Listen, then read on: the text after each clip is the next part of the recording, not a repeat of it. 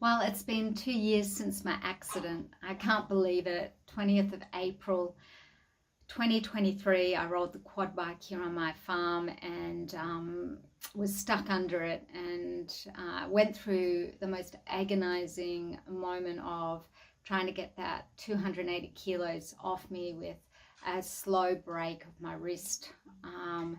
And to this day, I still have a few injuries. My hand is still not 100%, and nor is I had nerve damage to my hand, and so that isn't 100%, and also my knee and my hip aren't 100%. But overall, I'm physically doing really well, and I think this year it's made a little bit more special because Easter actually falls on this day. And one of the things that I felt when time had passed after my accident, I was reflecting back on it, was that moment on the cross when Jesus was there, and he must have felt so incredibly alone. And I feel like I had the tiniest glimpse of what that might have felt like.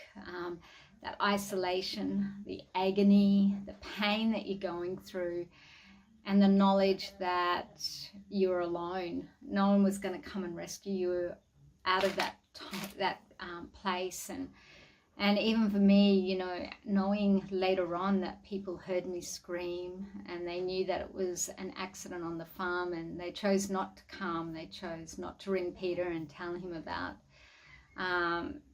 them hearing the screams. They just really chose to ignore it. And I think as I reflect on Jesus on the cross, I just have a new appreciation and a new glimpse of what he might have gone through for you and me. He didn't even go through it for himself. He went through it for you and me. And so this 2 years is just a little bit more special than last year, being Easter, and just feeling that incredible closeness to the Lord. To the Lord, my Savior. I thought I'd just share 3 things that have happened through this year that really have impacted my life.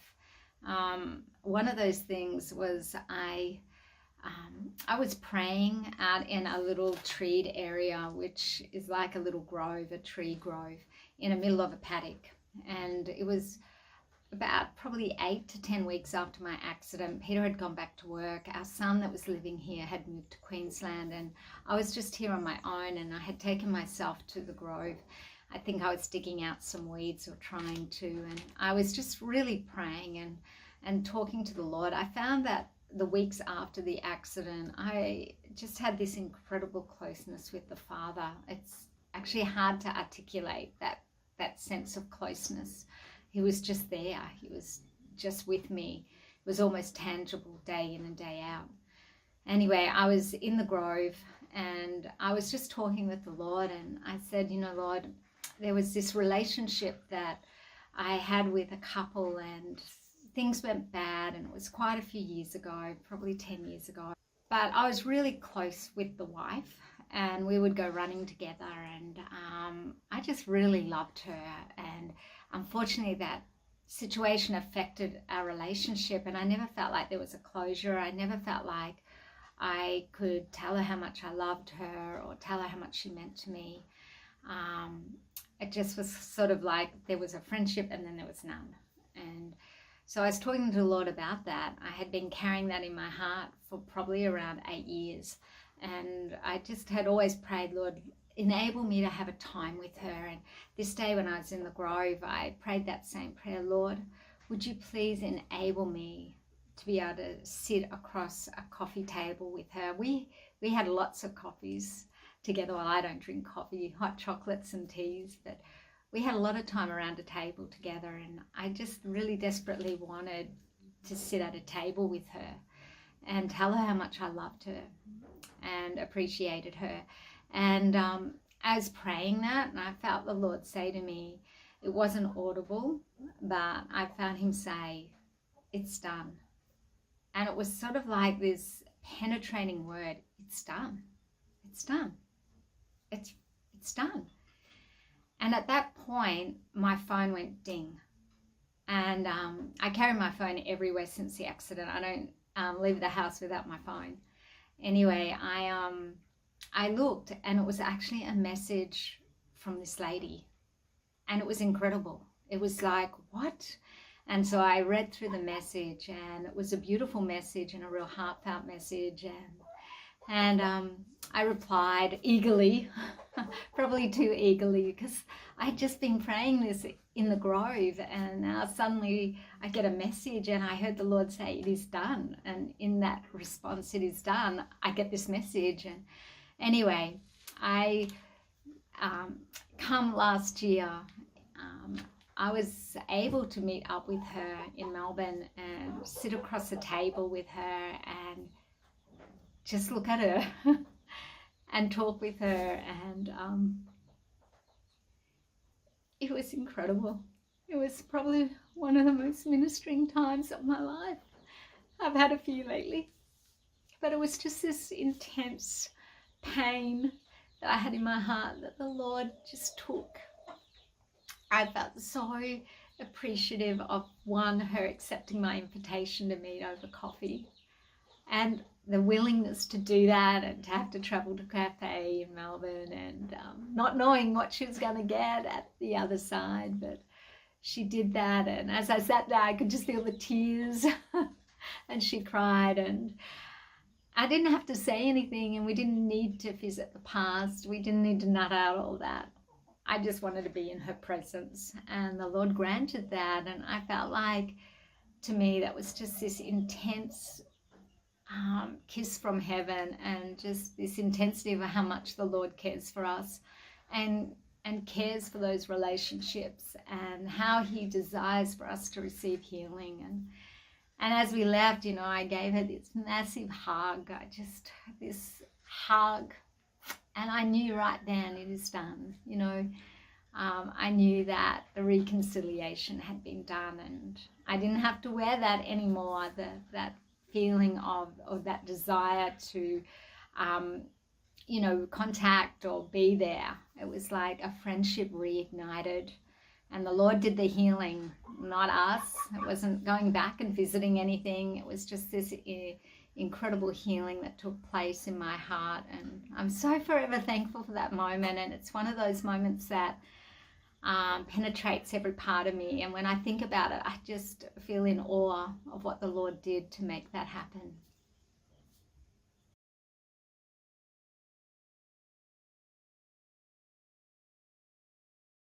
But there was this one other time that the Lord really spoke to me during the last year, and it was so powerful that I just wanted to share it. And that was, we have cows on our property here on the farm, and we have 4 calves, and 2 of our calves got really ill, and we had someone come in and tell us about what to do. But one of the calves was still in the paddock, and what they would do is they would lay on their side with their legs out like this and their head yanked up, and they'd make this dreadful noise. And this one day I went out, Peter had gone to work, and we had put one of the calves up into our stockyards. The other one was in the paddock. And as he went to work, I was left here on my own with the calves, the ill calves. And this one in the paddock actually went onto her side. It was a little girl. She went onto her side, and her legs were out straight, and she had her neck up, and she was making this dreadful noise. And I ran out to the paddock, and the calves probably weigh around 180 kilos, and I just didn't have the strength in my hand to be able to lift her up. I just didn't have it in my arm, my shoulder, my neck, to get her up to sitting position. And there was a real art to doing it, because when their legs are like this, they can lock, and you kind of got to rub the joint to get them back up like this. So when they sit, they roll their legs in the right position. Anyway, I didn't know what to do, and so I remember just crying out to the Lord, please help me, Lord, please help me. I don't know how to help her. I don't know how to help her. I don't want to leave her here in the paddock.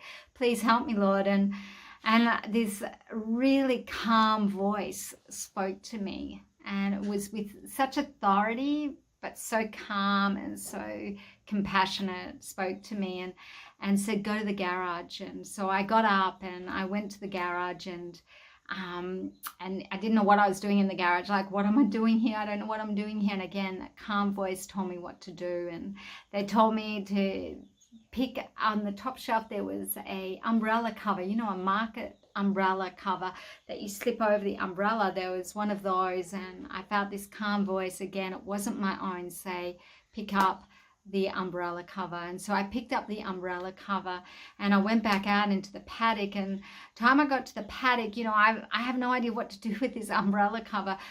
But when I got there to the little calf that was down, the Lord just step by step by step told me what to do.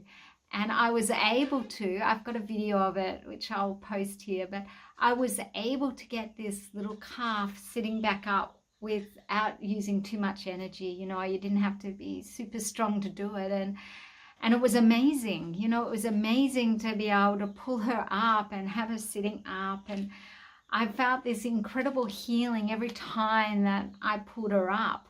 It was like I was helping her, but I was doing something with, it was doing something within me. And you know, that agony that I was feeling in my heart, that pain that I was feeling in my heart every time I saw her down, especially, I didn't want her to be left alone in the paddock. It was like I was seeing myself under that quad bike. Every time I saw her in the paddock down, it kind of grieved my heart. It was like, I have to help her. I've got to help her. I've got to get her up. I've got to get her up. And I'd run out there and I'd pull her up again. And it was like this healing was taking place within me at the same time. It's really hard to articulate that. Anyway, she eventually came up and was in our stockyards. And I got up one morning and I had been really grieving her pain and not wanting to leave her. And it was exaggerated 1,000 times. You know, my reaction to this calf wasn't a normal reaction. And anyway, I got up this one morning and I went out, and we had friends here that were helping Peter to renovate part of our house, and they were busy doing something. And I went up to the stockyards and there she was down again. And my heart, it just sunk, and I ran back inside and I told Peter, you know, the calf is down again. She's down again. Can you please come and help me get her up? And they were right in the middle, him and these people were right in the middle of doing something. And he said, look, you're going to have to wait a minute, Sam. We can't leave this. And I remember exiting the house and feeling really sad, like really sad and angry that they didn't see the urgency. Like, you got to just come now. You can't leave her. And I got back up into the stockyards, and I was able to use that umbrella cover to pull her over and sit her back up. But I am just sobbing. It's like this internal grief, this anguish in me, and I'm just sobbing and sobbing, and I'm telling her it's going to be okay and that I would never leave her on the ground like that. And that voice that directed me how to help her said, in such a calm voice, said, she's going to be okay. You're going to be okay. And with that, this intense peace just filled my heart. And it was like all that grief just left. It just went. It was like something just breathed life back into me, into these areas I didn't even know were there. And I just knew she was going to be all right, that she was going to be okay, she was going to survive.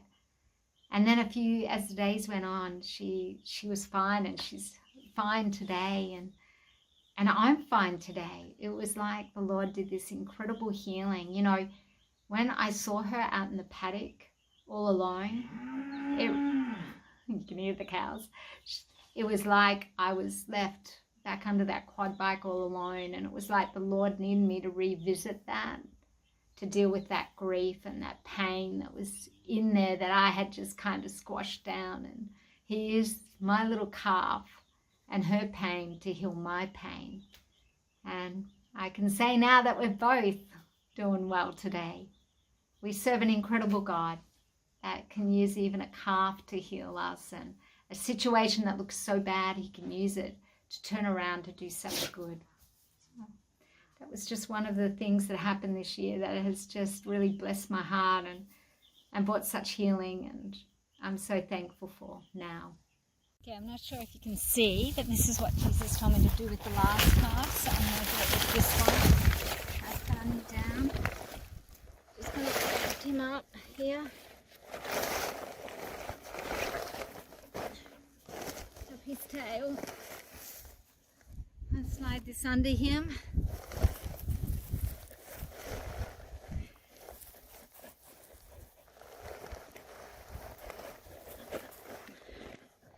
And then slide this side under him.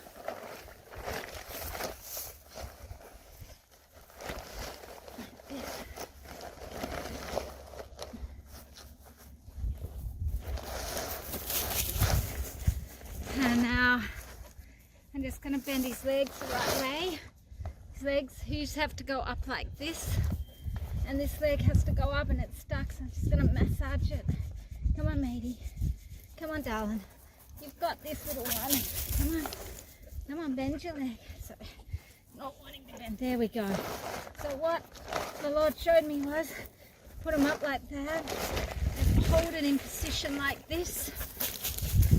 Get them in position. Hold them. Grab this one and then just pull him over. Come on. Up together. That's the way. And like that. It's amazing. It's amazing. It's amazing.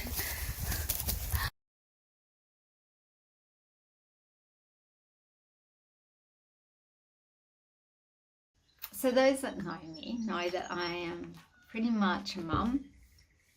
And I love my kids. I'd do anything for my kids. I mean, most mums would probably say that. But one of the things that I really desired, my heart desire, was to have all my family together. You know, to have all my kids in one place together, my family.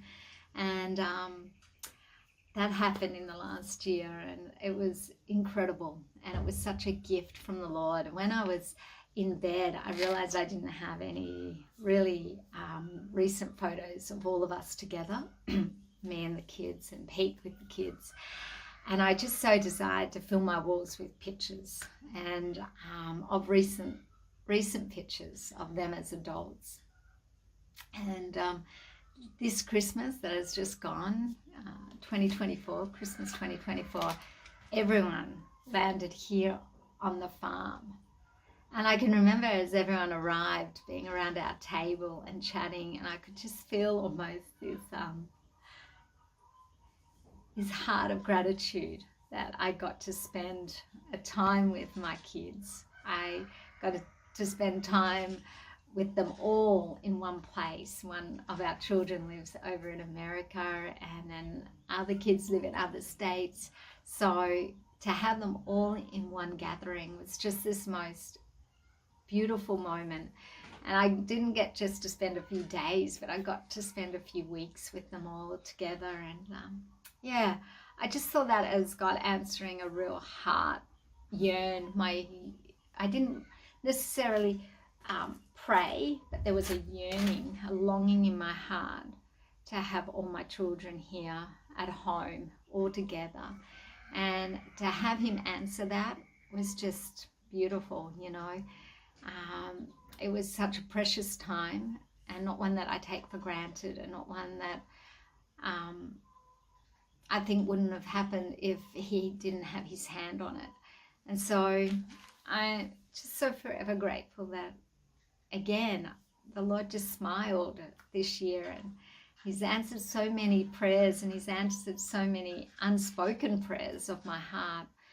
And I feel incredibly blessed, you know, that it was a blessed year. I mean, it's been a hard year as well. There's been things that have happened this year that have ignited